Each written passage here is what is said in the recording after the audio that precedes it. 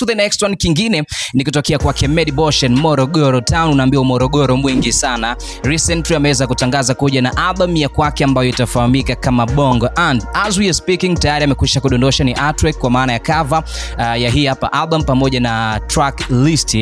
Album itakuwa na jumla ya track zipatazo 17 and get yourself ready kwa ajili ya kuweza kuwasikiliza one of the best kabisa ambao wanafanya game ya muziki kibongo bongo kwenye upande wa rap, lakini pia even kwa wale ambao ni waimbaji. So kuna collab za kutosha sana huko ndani, almost collab 15.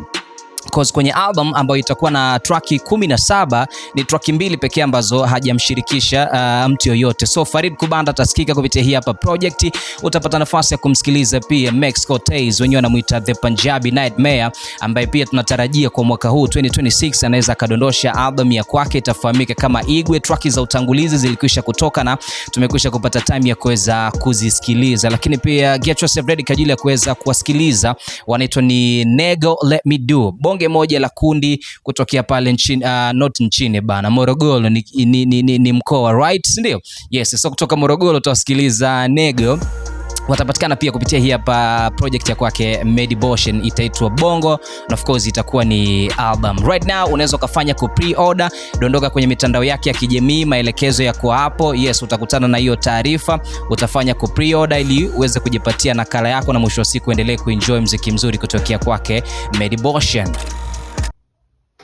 Another thing over the weekend, kitu ambacho kiliweza kutokea, we all know kwenye ile debate ama kuna ile debate ya Big 3 kwamba nani ni msanii mkubwa ama wapi ni wasanii wakubwa watatu kwa pale nchini Marekani, na most of the time ilikuwa ikitajwa majina matatu kwenye upande wa rap: Kendrick Lamar, K-Dot, J. Cole pamoja na Champagne Papi Drizzy Drake. So Charlamagne the God bana, yeye anapingana kabisa na iko kitu, akidai kwamba hiyo debate kwa hivi sasa haipaswi kuweza kuwepo, kwa sababu wakati ambao ulijitokeza kwa hawa watu kuweza kutuonyesha kwamba hiyo Big 3 ina exist, kuna baadhi ya watu waliweza kujikacha, na hapa anamzungumzia J. Cole ambaye alistep out na kumwomba Kendrick msamaha, akafikia point ya kuweza kudelete ile ni diss track ambayo alikuwa ameitengeneza ikimlenga K-Dot. So J. Cole alijiengua, lakini kwenye wawili ambao walibakia kwenye ile battle kwa maana ya kwake Kendrick Lamar pamoja na Champagne Papi Drizzy Drake, we all know nani ambaye mwisho wa siku aliibuka kama champion. Yes, ni K-Dot, not like us. Sisi tunaelewana. So baada ya K-Dot kuweza kuibuka kama mshindi, The God anadai kwamba hakuna tena hiyo debate, hatupaswi kuweza kukaa na kuulizana kuhusiana na Big 3 kwa sababu tayari yes kuna mtu mmoja tu ambaye ni Kendrick Lamar, kama ambavyo aliweza kusema kwenye Like That, ambayo ilikuja kupelekea vitu vingi hapo katikati kuweza kuhappen kati yake yeye K-Dot pamoja na J. Cole, again kati yake yeye K-Dot pamoja na Champagne Papi Drizzy Drake. So that's it.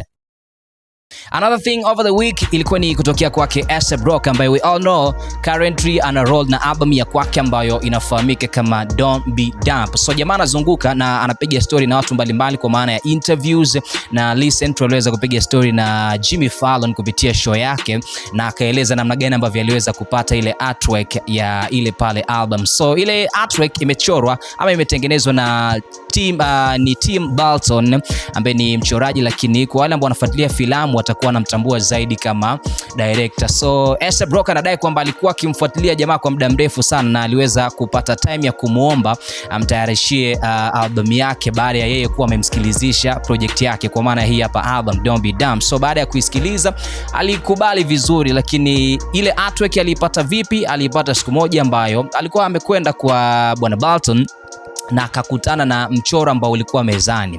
Akamuuliza, huu mchoro umeuchora wewe? Jamaa akamgia story kwamba yes, huu mchoro nimeuchora mimi pamoja na binti yangu, na tuna utaratibu kwamba kila ikifika asubuhi tunakutana mezani tunachora, kwa hivyo huu mchoro haujamalizika, mimi nitakuja kuumalizia baadaye. A$AP Rocky kwenye macho yake aliona ni kitu ambacho kimetimia kabisa, kimejitosheleza, akihitaji any additional details za kuwekwa kwenye huo mchoro. Akaiomba ila ichukue, na mwisho siku ndio hiyo artwork ambayo unaiona kupitia album yake ambayo inafahamika kama Don't Be Dumb. So shout out to A$AP Rocky bana. Kama hujasikiliza pia Don't Be Dumb inapatikana kwenye majukwaa yote ambayo yanatumika kusikiliza muziki. Unaweza ukaenda huko na ukaitafuta, ukaenjoy zile vibes and grooves ambazo zinapatikana kupitia muziki wa rap. So that's it. Thank you so much kwa kuitizama. Mimi ni Bariton, pale Instagram ni Bariton_TZ. Usisahau kufuatilia on YouTube ni Bariton TZ pia. Subscribe, share, unaweza ka drop your comment pia, kila kitu kitakuwa proper kabisa. So thank you so much.